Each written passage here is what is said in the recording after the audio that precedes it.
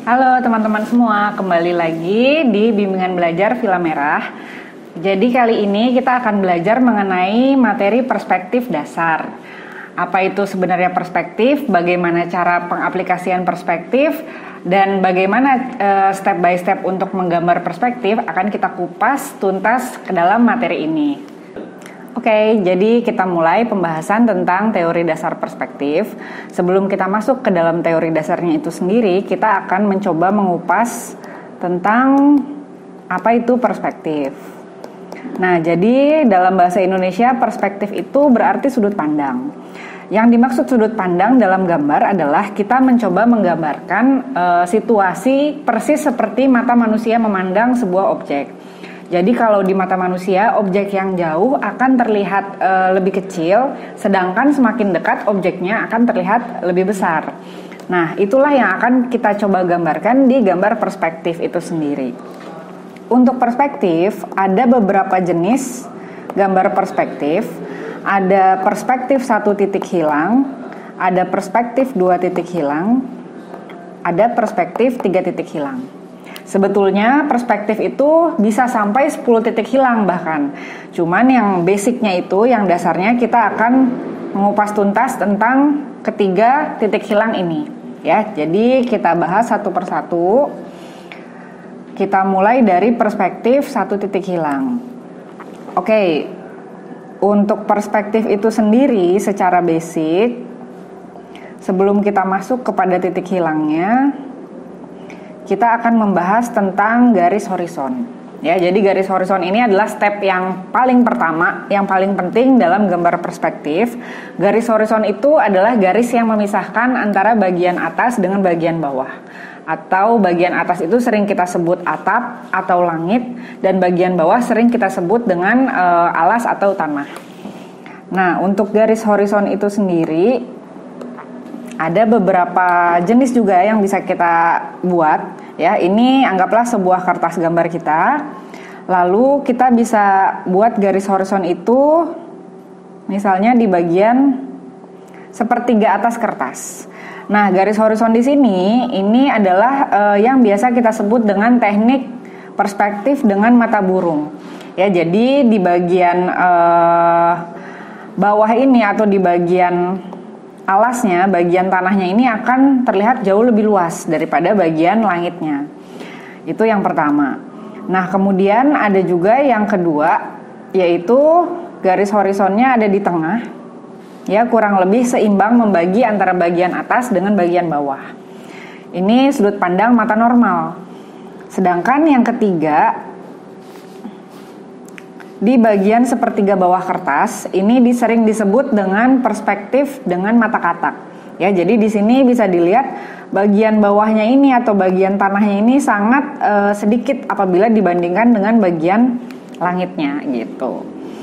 Oke, itu sekilas tentang garis horizon. Selanjutnya saya akan menggambarkan garis horizon yang saya akan mencontohkan dengan garis horizon mata normal.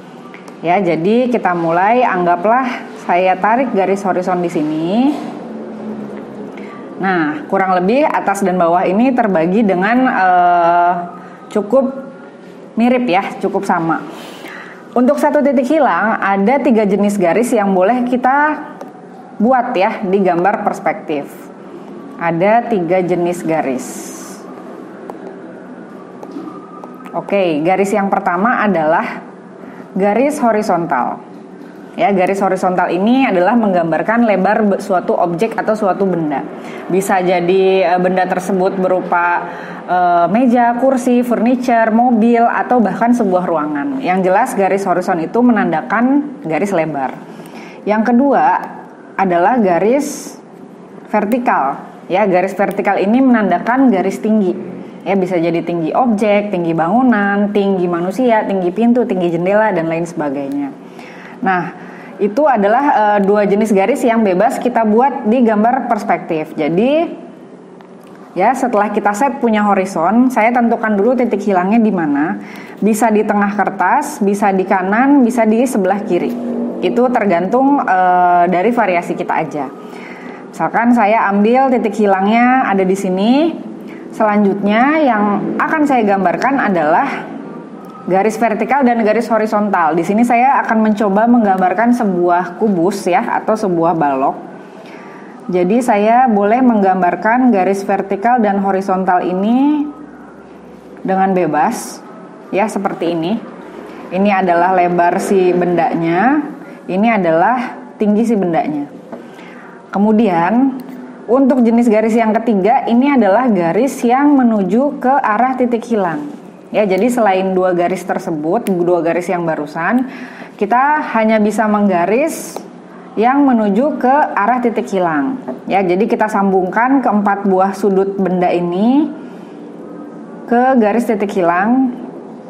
Akan saya buat garis sketsa yang lebih tipis. Oke, jadi kita punya garis bantu untuk menentukan arah benda tersebut. Setelah ini kita baru bisa tentukan lebar bendanya. Ya, anggaplah di sebelah sini, lalu kita bisa buat lagi garis vertikal dan horizontal seperti waktu awal. Nah, selanjutnya, sehingga hasil akhir dari si bendanya adalah ini. Ya, ini adalah balok yang kita punya dengan menggunakan teori perspektif satu titik hilang. Ya. Jadi ini adalah bagian sisi sampingnya, kemudian ini sisi depannya. Ketika kita mau menggambarkan bayangan, kita juga bisa tarik bayangan tersebut dengan menggunakan titik hilang. Ya, jadi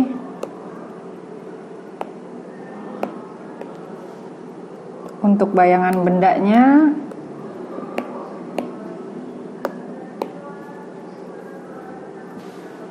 inilah bayangan bendanya dengan menggunakan perspektif satu titik hilang. Ya, sampai di sini cukup bisa dipahami ya. Ini tentang teori perspektif satu titik hilang. Jadi semakin jauh bendanya, dia objeknya akan jadi semakin kecil. Dan semakin dekat dia akan jadi semakin besar. Nah, selanjutnya kita akan berangkat ke perspektif dua titik hilang. Ya. Kita coba gambarkan di sebelahnya perspektif dua titik hilang. Anggaplah ini juga sebuah kertas ya yang kita punya. Lalu kemudian saya set juga di sini garis horizonnya. Ya, agak turun ke bawah sedikit nggak masalah. Lalu di dua titik hilang ini, seperti judulnya ya, tadi kita hanya punya satu buah titik hilang, sedangkan di dua titik hilang otomatis kita punya titik hilang di sebelah kiri dan sebelah kanan. Ada dua. Bisa di dalam kertas atau bisa juga di luar kertas seperti ini. Ya, jadi ini titik hilang 1, ini titik hilang 2. Nah, kemudian kita mencoba menggambarkan juga kubus yang sama atau balok yang sama dengan kaidah perspektif dua titik hilang. Tadi sama seperti satu titik hilang, perspektif dua titik hilang pun juga punya 3 jenis garis. Ya, yang pertama adalah garis vertikal atau garis tinggi. Ya, jadi hanya inilah yang boleh kita gambarkan bebas di gambar perspektif dua titik hilang. Kita awal tentukan dulu tinggi si objeknya.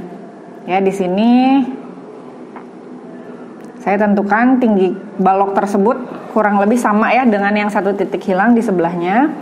Lalu kemudian untuk garis-garis selanjutnya ya, garis kedua dan garis ketiga adalah garis yang menuju ke titik hilang 1 dan ke titik hilang 2. Ya, jadi sudah tidak bebas lagi untuk kita membuat garis. Jadi ujung atas kita sambungkan di kedua titik hilang, begitupun dengan ujung sebelah bawah. Nah, setelah kita punya garis bantu seperti ini, barulah kita bisa tentukan lebar dan panjang dari balok tersebut. Ya, begitupun ketika kita mau membuat sisi bagian dalamnya, di masing-masing sudut ini juga kita coba sambungkan ke kedua belah titik hilang. Ini kita sambungkan ke titik hilang sebelah kanan. Yang sebelah kanan kita sambungkan ke titik hilang sebelah kiri. Ya, sehingga ketemulah di sini bagian kerangka dari balok tersebut. Ya, ketika kita coba tebelin untuk si objeknya, bentuk finalnya akan jadi seperti ini. Ini sisi kubus bagian sampingnya, sisi balok bagian samping. Ini sisi balok bagian depannya. Ya, sama seperti yang di sebelah. Inilah objek dari balok dua titik hilang. Begitupun ketika mau membuat bayangan, kita tinggal sambungkan dari titik hilang sebelah kanan ini. Lalu kita buat di sini bayangannya.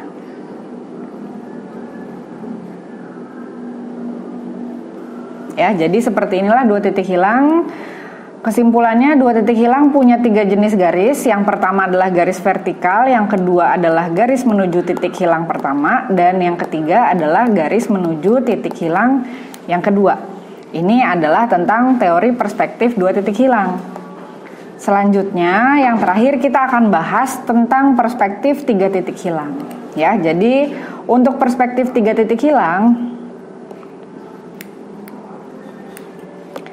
di sini kita coba gambarkan kertas juga.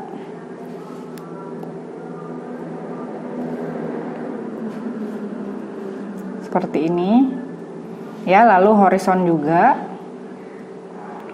Kemudian kita tentukan titik hilang kiri, titik hilang kanan, dan kita punya titik hilang di bagian bawah.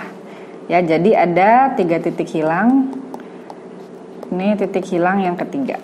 Oke, nah terus garis apa yang boleh kita mulai di perspektif 3 titik hilang? Ternyata tidak ada garis yang boleh kita mulai secara bebas.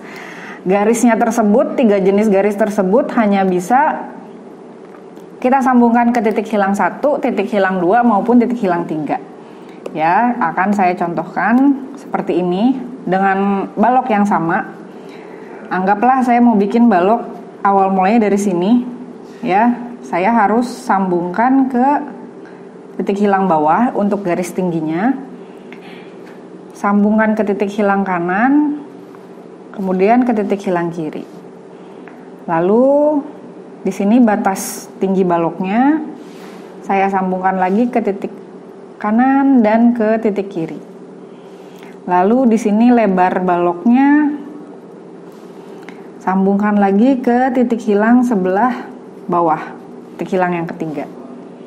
Panjang baloknya segini, kita sambungkan juga ke titik hilang yang bawah. Jadi benda tersebut akan terjadi yang namanya distorsi secara visual ya, atau kurang lebih cacat secara visual, tapi sebetulnya secara teori perspektif dia adalah benda dengan menggunakan teori perspektif yang benar. Nah, bendanya akan jadi seperti ini. Ya, ini balok yang sama. Untuk bayangan tetap ya, kurang lebih seperti ini. Oke, jadi itulah sedikit perbedaan tentang perspektif 1 titik hilang, 2 titik hilang, dan 3 titik hilang.